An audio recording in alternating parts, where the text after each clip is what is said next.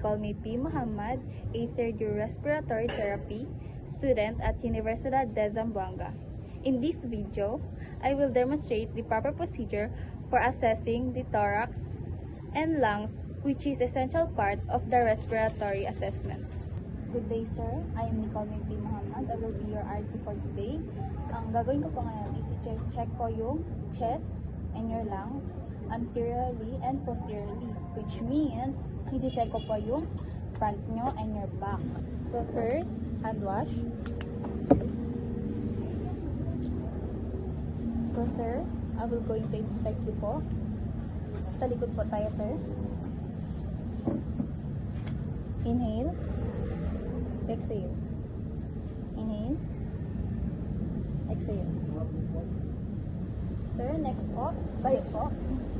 Titignan ko po kung may different po yung spinal cord nyo. Inhale. Exhale. Inhale. Exhale. Ang next po is palpation. Talikod po kayo. Magsabi po kayo, oo, if may nararamdaman kayo something. Either sa hip. Ito. Ito. Ito. Ito. Inhale. Exhale. Inhale. Exhale. Inhale. Exhale. Inhale. Exhale. Inhale. Exhale.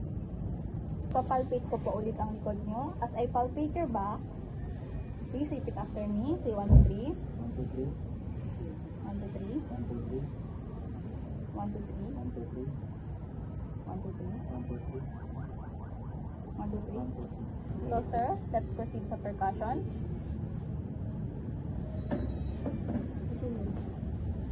Ayun.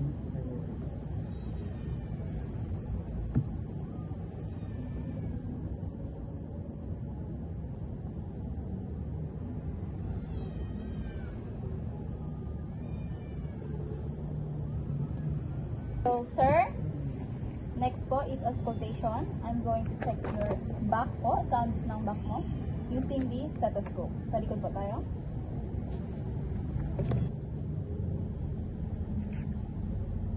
Inhale, exhale po. Exhale. Inhale.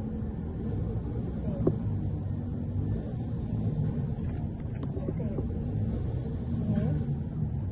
Exhale. Inhale. Exhale.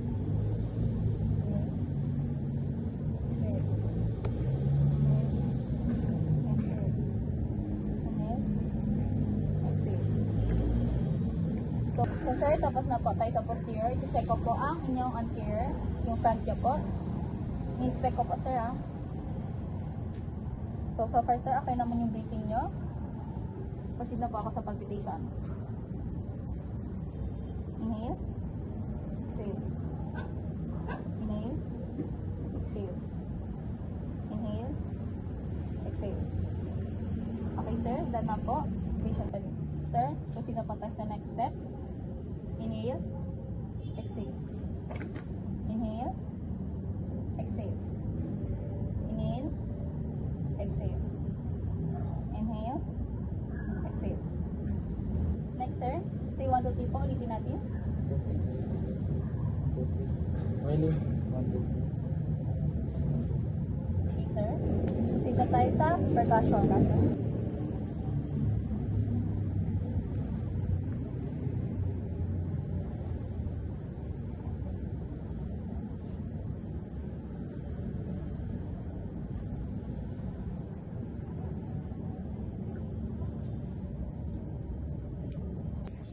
So sir, proceed na po ako sa auscultation.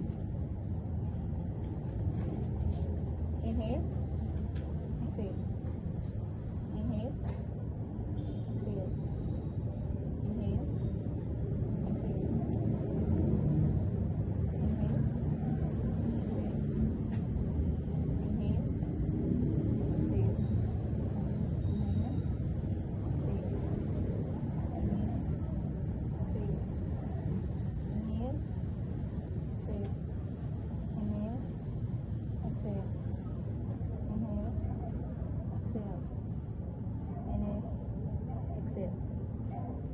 So sir, based po sa physical examination, wala naman po kayong problema. Wala pong abnormalities ako nakita. Pero kung may mga concern po kayo, lumapit na lang po kayo sa doktor. Yun lang po. Maraming salamat.